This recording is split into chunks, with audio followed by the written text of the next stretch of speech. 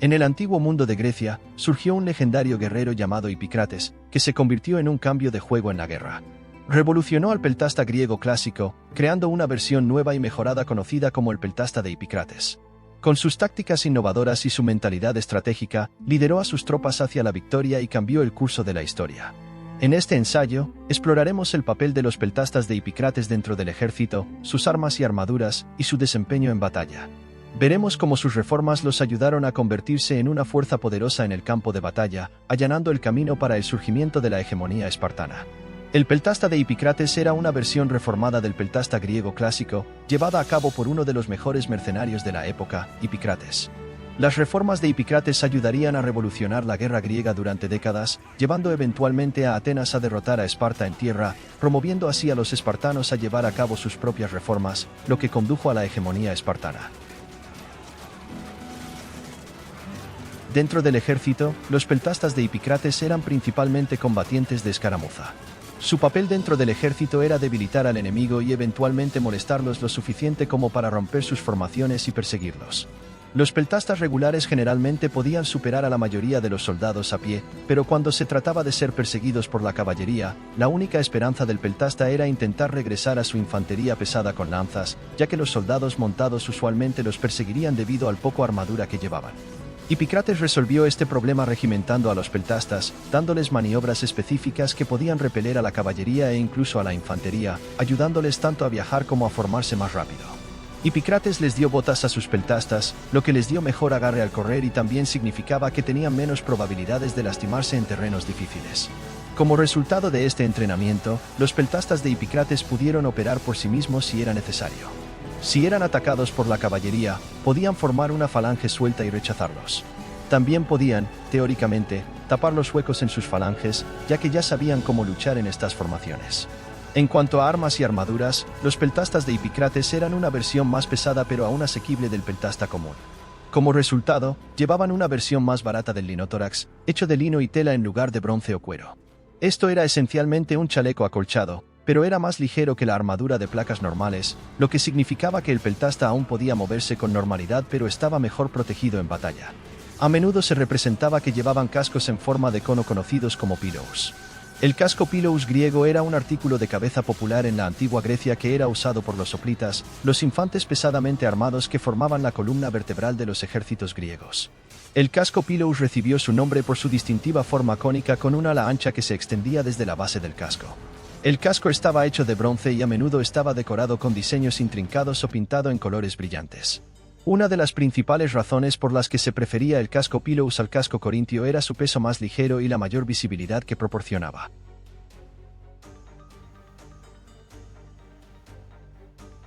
En cuanto a armamento, el arma principal del peltasta de Hipicrates era, y sigue siendo, la jabalina. La jabalina del peltasta era un arma crítica utilizada en la guerra griega antigua. Era una lanza arrojadiza diseñada para ser utilizada por tropas de infantería ligera, como los peltastas. Estas tropas solían desplegarse para hostigar a las formaciones enemigas y perturbar sus líneas antes de que comenzara la batalla principal. La jabalina del peltasta era un arma ideal para esta tarea, ya que era liviana y podía ser lanzada rápida y precisamente a corta distancia. Para aumentar el alcance y la precisión del lanzamiento de la jabalina, se utilizaba una correa de cuero llamada aumentem. El aumentem era una correa de cuero larga que se adjuntaba al asta de la jabalina y se enrollaba alrededor de la muñeca del lanzador. Cuando el peltasta estaba listo para lanzar la jabalina, enrollaba el aumentem varias veces alrededor del asta y luego lo soltaba con un movimiento de látigo. Esto hacía que la jabalina girara rápidamente, aumentando su estabilidad y precisión en el vuelo. El aumentem era un componente crítico del arsenal del peltasta y dominar su uso requería habilidad y entrenamientos significativos. Los peltastas pasaban horas practicando su técnica de lanzamiento, desarrollando la fuerza y coordinación necesarias para lanzar la jabalina con precisión y fuerza. En la batalla, los peltastas trabajaban en pequeños grupos, lanzando sus jabalinas en rápida sucesión para perturbar las formaciones enemigas y crear caos en el campo de batalla. En general, la jabalina del peltasta y la correa de cuero aumentem eran componentes cruciales de la guerra griega antigua. Permitían que las tropas de infantería ligera hostigaran y perturbaran las formaciones enemigas, creando oportunidades para que las líneas de batalla principales las explotaran.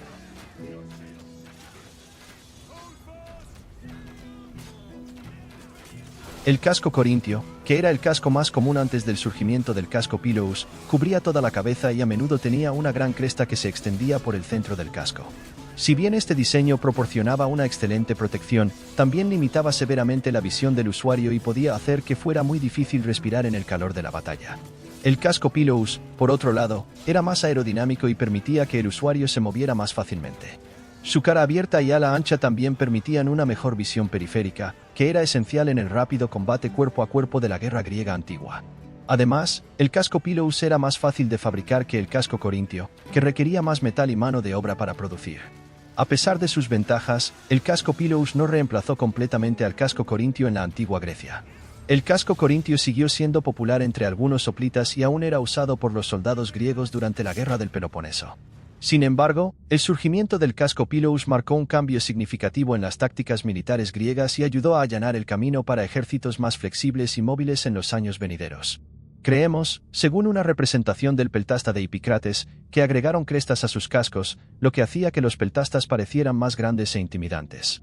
Donde las cosas se vuelven interesantes es con los escudos de los peltastas de Hipicrates. Los peltastas usaban escudos de mimbre llamados pelte. El escudo pelte griego era un tipo de escudo utilizado por los guerreros griegos antiguos, especialmente por los peltastas. El escudo era pequeño, redondo y ligero, lo que facilitaba su transporte y maniobra. Por lo general, estaba hecho de mimbre cubierto con cuero o piel de animal. El escudo pelte tenía un diámetro de aproximadamente 22 pulgadas y estaba diseñado para ser sostenido por un asa o correa en el interior del escudo, con el brazo del guerrero pasando a través de una abertura en el cuero o piel. Hipicrates aumentó el tamaño del escudo, haciéndolo similar al tamaño de un oplon. El escudo pelte era una herramienta defensiva altamente efectiva en la guerra griega antigua. Se usaba para proteger el cuerpo del guerrero del ataque enemigo y también podía ser utilizado como arma en sí mismo. Además, el tamaño pequeño del escudo permitía una mayor movilidad y flexibilidad en el campo de batalla, lo que permitía al guerrero moverse rápidamente y con facilidad mientras proporcionaba una protección adecuada. El escudo pelte se usaba ampliamente en toda la antigua Grecia, particularmente durante los siglos V y IV a.C. A menudo se usaba en combinación con otras armas, como la lanza, la espada o el jabalina, y era una parte importante del equipo del guerrero hoplita. El escudo pelte también era utilizado por otros grupos, como los guerreros tracios y macedonios, e influyó en el diseño de otros escudos en todo el mundo antiguo. Sin embargo, una adición importante al armamento del peltasta fue una lanza más larga.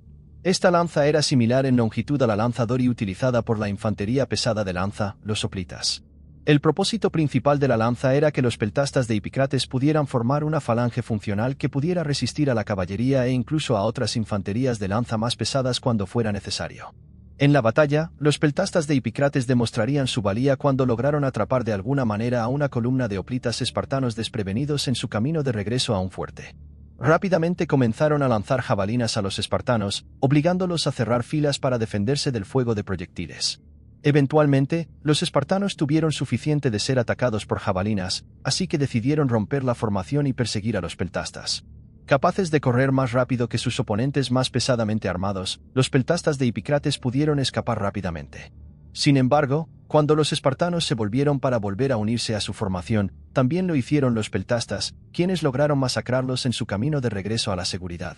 Esto ocurrió varias veces durante el día hasta que eventualmente la mayoría de la columna espartana fue prácticamente aniquilada. Como se puede imaginar, los espartanos estaban un poco molestos por haber sido derrotados por peltastas de todas las cosas. Sin embargo, los espartanos también eran prácticos y analizaron por qué habían sido derrotados. Esto resultó en que llevaran a cabo sus propias reformas, lo que les permitió convertirse en la potencia hegemónica de Grecia. En conclusión, el peltasta de Hipicrates fue una fuerza formidable en la guerra griega antigua. Con sus tácticas, armas y armaduras nuevas y mejoradas, pudieron maniobrar y derrotar incluso a los ejércitos más poderosos de su época. Sus reformas resultaron ser un cambio de juego, allanando el camino para el surgimiento de la hegemonía espartana y cambiando el curso de la historia. Gracias por ver y escuchar nuestros videos. Asegúrate de darle me gusta, comentar y suscribirte si has disfrutado.